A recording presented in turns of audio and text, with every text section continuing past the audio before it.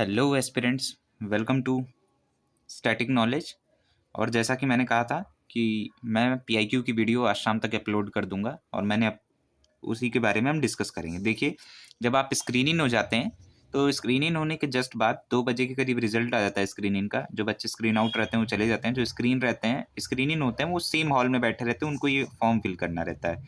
ये फॉर्म कुछ ऐसा होता है, मैं आप लोगों को बता दे रहा हूँ। देखिए, यहाँ पर आपको एसएसबी का नंबर और बोर्ड, जैसे कि इलाहाबाद की एसएसबी है, वहाँ 5 एसएसबी हैं, 11 एसएसबी, 14 एसएसबी और आई थिंक 18 एसएसबी, 19 एसएसबी और 34th एसएसबी ऐसे है।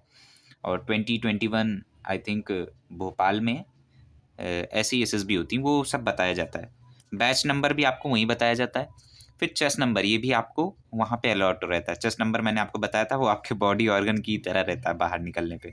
यूपीएससी रोल नंबर, ये सब आपको डॉक्यूमेंट्स में दिए रहेंगे। आपको अपना यहाँ नेम लिखना है। बेसिक चीज़ तो आप लिख लेंगे, अपने फादर्स का नेम निकला है, no mister no missus, name लिखना है सिर्फ। Okay. Second thing, what is your place of maximum residence. देखो, इसी तरीके में बताना है। यहाँ पे क्या लिखा है, प्लेस। मैं थोड़ा सा उठा दे रहा हूँ यार, देख लेना ध्यान से। देखिए, यहाँ पे लिखा है प्लेस, डिस्ट्रिक्ट एंड स्टेट, ऐसे ही लिखना है। गांव का नाम, ठीक, जिला और राज्य, ये लिखना है। साथ में लिखा है एक पॉपुलेशन भी बतानी है उस गांव की। जैसे गांव है तो गांव में 500 लोग रहते हैं, 500 लिख दो।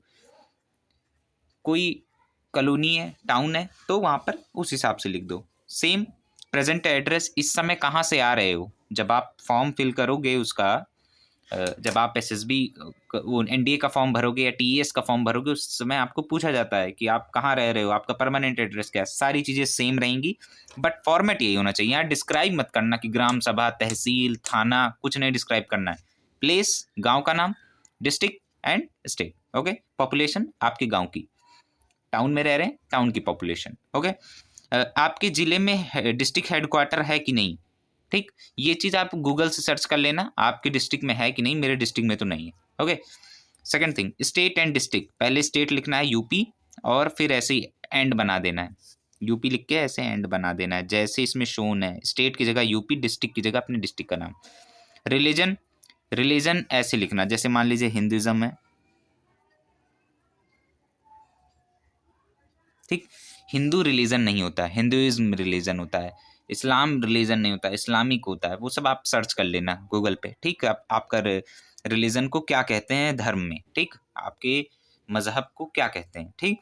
वेदर एसटी एसटी ओबीसी आप लिख देना। अगर नहीं है तो इस पर सिर्फ ऐसे टिक लगा देना।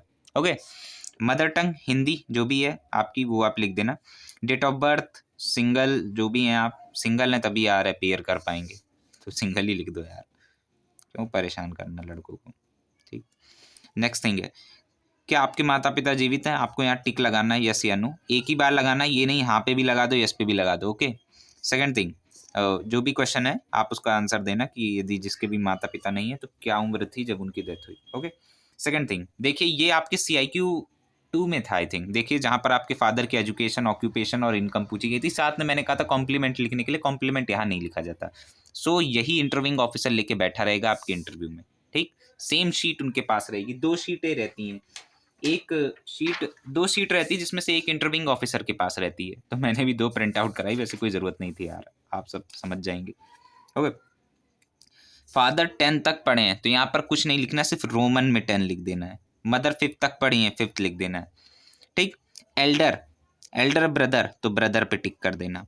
और यंगर सिस्टर है तो यंगर सिस्टर पे ठीक टिक कर देना है, टिक करना है। और उसके बाद यहाँ उनकी एजुकेशन, क्वालिफिकेशन, ऑक्यूपेशन, जैसे मदर होम मेकर है तो होम मेकर, ठीक। इनकम लिख देनी है, पर मंथ लिखी है तो पर मंथ लिख देनी है। ओके। नेक्स्ट थिंग है, name of institution, board, UP board, institution का नेम, ये सारी चीज़ें आपको लिख। ओके गाइज, सो यहाँ पर आपको नेम ऑफ इंस्टीट्यूशन लिख देना है। मान लो एक चीज़, मान लो कोई ग्रेजुएशन कर रहा है, उसकी यूनिवर्सिटी का नाम है राम मनोहर लोहिया अवध यूनिवर्सिटी, ठीक, बड़ी यूनिवर्सिटी, जैसे मैं आपको अपनी बता रहा हूँ। तो आप कहोगे भैया इतने में तो नाम ही नहीं है, कोई नहीं, RMLAU ये लिख के यहाँ पर ऐसे ऐसे ऐसे बना दो, ठीक। अब यहाँ पर RMLAU की ऐसे लिख करके ऐसे बना के यहाँ पर उसकी फुल फॉर्म लिख दो। तो इंटरव्यूइंग ऑफिसर जब इसको देखेगा तो समझ जाएगा। ओके, कोई भी चीज़ यहाँ अधूरी नहीं छोड़नी है। आप परस्यू कर रहे हैं तो यहाँ परस्यूइंग लिख देंगे। आप कब पास करेंगे, जैसे कि 2026 में आप ग्रेजुएट हो जाएंगे तो 2026 लिख दो। हर चीज़ आपको मेंशन रखनी है। आउटस्टैंडिंग अचीवमेंट, अपने आप की चेस्ट थंपिंग नहीं करनी। अगर आपने अच्छे मार्क्स स्कोर किए तो ही यहाँ लिखना है कि मैंने अच्छा किया, मैंने इस विभाग में अच्छा किया, इसमें। ओके,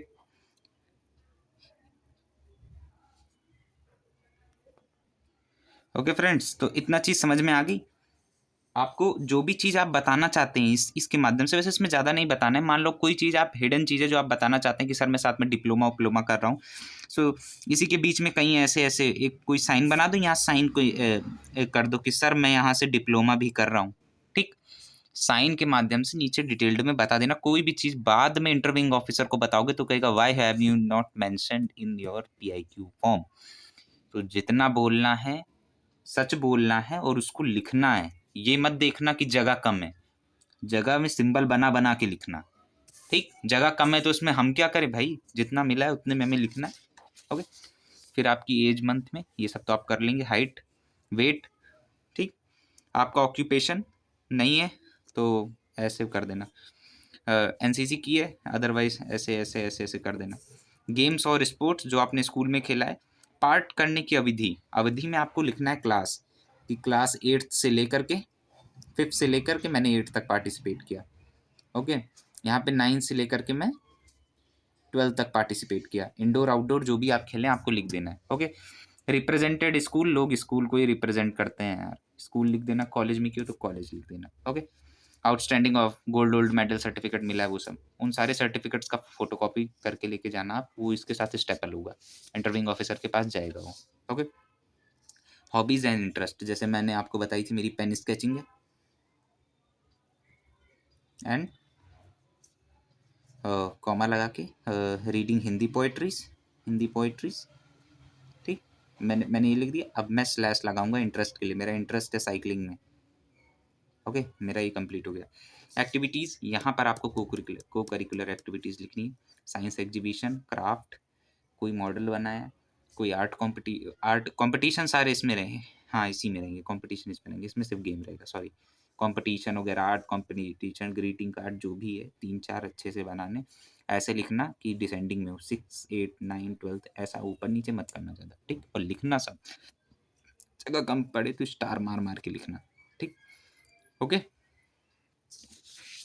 अब यहाँ पे लिखा है पोजीशन ऑफ रिस्पॉन्सिबिलिटी और NCC स्काउट, मतलब आप मॉनिटर थे क्लास में, डिसिप्लिन इंचार्ज थे, असेंबली इंचार्ज थे, आपको वो सब लिखना है। Nature of commission, permanent commission है, शॉर्ट सर्विस कमीशन है, आपको ये लिखना है। चॉइस ऑफ सर्विस, और choice of service army, navy, air force, जो आप करना चाहें आप वो लिख सकते हैं, जो आपने लिखा है उसमें। जैसे आर्मी आपकी फर्स्ट चॉइस है तो आर्मी लिख के, कॉमा नेवी फिर सेकंड चॉइस है, फिर मतलब जो आपने फॉर्म भरते समय किया था।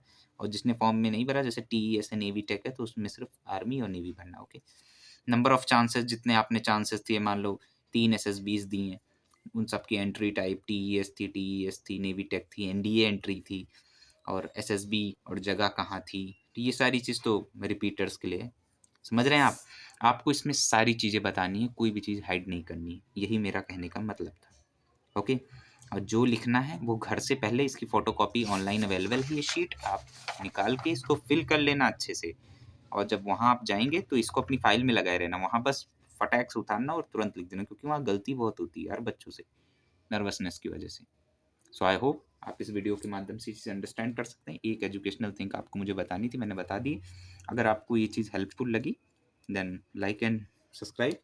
और हाँ, जिसको ये नीड है, आप अगर इस वीडियो को देख रहे हैं, आपको लग रहा है कि किसी दूसरे को भी इस चीज़ की नीड है, आप ज़रूर उस तक ये वीडियो शेयर करें। Thank you.